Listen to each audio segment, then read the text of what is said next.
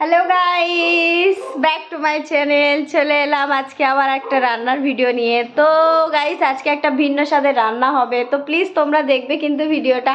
কি রান্না করছি চলো রান্নাঘরে চলে যাই। কেমন রান্না করি, কি রান্না করি দেখাবো, তোমাদের সাথে শেয়ার করবো। চলো আজকে একটা নতুন ভিন্ন স্বাদের রান্না চলবে।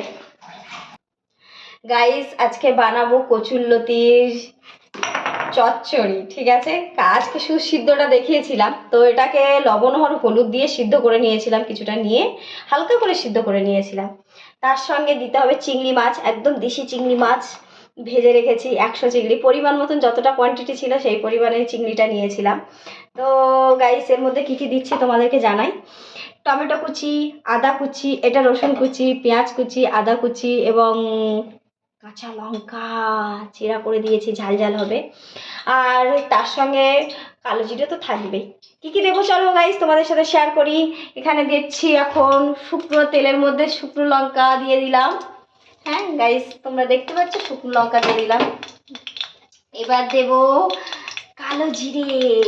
কালো জিরে দিলে একটু তরকারির কালারটাই অন্য লাগে, স্বাদও অন্য লাগে।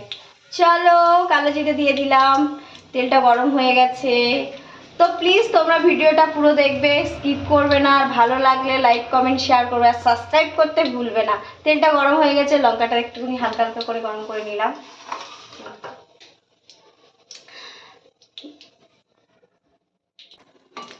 চলো এর মধ্যে লঙ্কাটা দিয়ে দিয়েছি, গরম গরম তেল হয়ে গেছে। এর মধ্যে কি দেওয়া হবে, প্রথমে পেঁয়াজ। পেঁয়াজটাকে বেটে নিয়েছিলাম। পেঁয়াজের ঝাঁজ দেবে তো পুরো মেয়েদের মতন, আমার মতোই ঝাঁজটা। তেলে দিলে একদম চটচট করবে একদম। তারপরে আমি দিয়ে দিলাম রসুন কুচি, দেবো এরপরে। তো পেঁয়াজটাকে হালকা একটু নেড়ে নিলাম। হ্যাঁ, আমি একটু তেল কম খাই, তেল কম দিয়েই রান্না হচ্ছে আজকে। গাইস দেখবে কিন্তু তোমরা ভিডিওটা, আজকে তো একটা ভিন্ন স্বাদের টেস্ট পাবে। চলো, তো পেঁয়াজটাকে হালকা একটুখানি নেড়ে নিলাম, স্টিম করে দেব।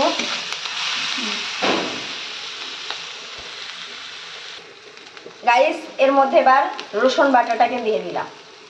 হ্যাঁ, আমরা গরিব মানুষ, বাটার কিছু প্রসেস নেই, তো সেই জন্য করে রসুনটাকে একটু কুচি কুচি করে নিয়েছিলাম।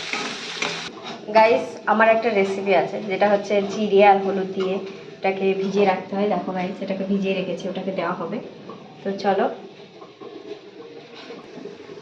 চলো গাইস, এর মধ্যে কাঁচা লঙ্কা আর আদা বাটাটা দিয়ে দিলাম। দেখো লাল লাল হয়ে গেছে। এবার আদা বাটা আর কাঁচা লঙ্কাটা দিয়ে দিচ্ছি, দিয়ে ওরকম একটুখানি নেড়ে নেবো, লাল লাল করে নেব, নিয়ে তারপরে আমরা টমেটো কুচিটাও দিয়ে দেবো। ঠিক আছে, চলো তোমরা পুরো ভিডিওটা কিন্তু দেখবে গাইস, কেউ স্কিপ করবে না। চলো টমেটোটা দিয়ে দিয়েছি। এর মধ্যে এবার ওই জিরে আর হলুদটা যেটা রেখে দিয়েছিলাম, ওর রেমেডিটা, তো ওর মধ্যে দিয়ে দিলাম। গাইস দেখো দিয়ে দিয়েছি, দিয়ে এটাকে আমি একটু নেড়ে ঢাকা দিয়ে রাখবো, কারণ এটাকে স্টিম করে দিলে এটা নরম হয়ে যাবে, একদম তেল ছেড়ে দেবে এর মধ্যে। তারপরে মেন ধামাকা তো বাকি আছে। চলো আমরা এটা এবার ঢাকা দিয়ে দিই, ঢাকা দিয়ে রেখে দেবো। কিছুক্ষণ পরে আবার এটাকে আমি ঢাকা ওপেন করে দেখাবো। চলো গাইস, চলো। তো চলো গাইস, আমি এখন ওপেন করে দেব রান্নাটা। ওয়াও, দেখো কালার, দেখো গাইস, রান্নার কালার দেখেই তোমরা ভুলে যাবে। এখন রান্নার স্বাদটা এখন বাকি আছে, তবু কালারটা দেখো গাইস, কেমন একটা সুন্দর স্মেল এসে গেছে। ও মাই গড, খাওয়ার হাফ পজিশন খাওয়া আমার হয়ে গেল। ও, তো কারা কারা কচুরলতি খেতে ভালোবাসো প্লিজ আমাকে কিন্তু কমেন্ট করে জানাবে। এবার দেখো সিদ্ধ করা কচুরলতিগুলো আমি এবার এর মধ্যেই দিয়ে দেবো। তো বাঙালি আমরা না, আমরা এইসব খেতে খুব ভালোবাসি। মাংস তো সব বাড়িতেই হয়। কারা কারা এইরকমভাবে রান্না করে খাবে, সবাই ভিডিওটা দেখবে আর এরকমভাবেই রান্না করে খাবে প্লিজ। আর স্বাদটা দেখবে একদম অসাধারণ। আরও দেশি চিংড়ি দিয়ে তো ভালোই লাগে কচু শাকে। এগুলো কচুর লতি, কচুর পাতা, এগুলো খেতে খুবই মজা লাগে। তো দেখো গাইস, এটাকে হালকা করে এখন স্টিম করে দেওয়া হবে। এর মধ্যে জল এখনো কিছু দেওয়া হয়নি।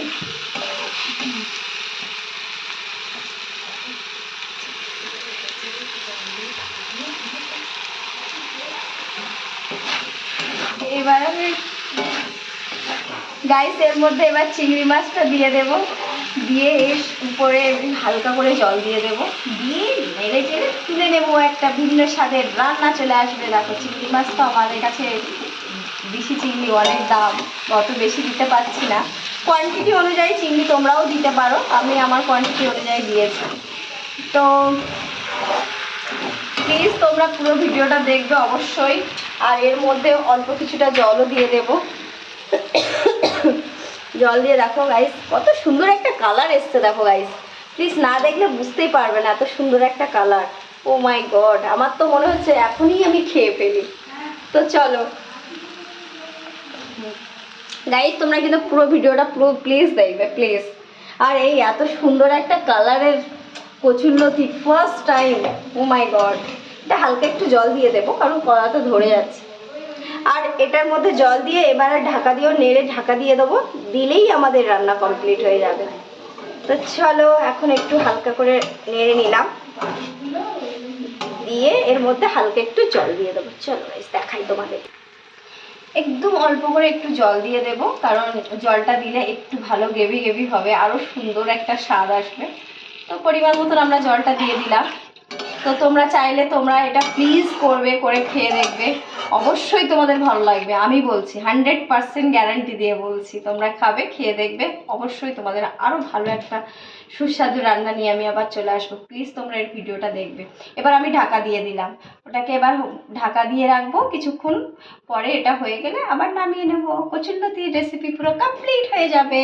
চলো গাইস, তো চলো গাইস, অলরেডি আমার কচুরলতির চচ্চড়ি হয়ে গেছে, তো আমি ওপেন করছি। তো চলো গাইস তোমরা দেখবে প্লিজ ভিডিওটা।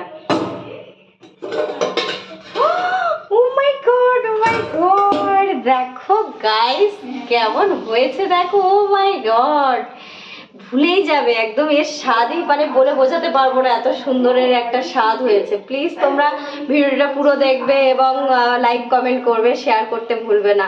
আর ভালো লাগলে প্লিজ তোমাদেরকে একটা রিকোয়েস্ট করব, তোমরা প্লিজ বাড়িতে বানিয়ে খাবে, খেয়ে আমাকে কমেন্টে জানাবে।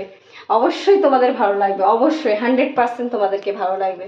দেখো গাইস, তো চলো বাই বাই, টাটা, সবাই ভালো থাকবে, বাই বাই।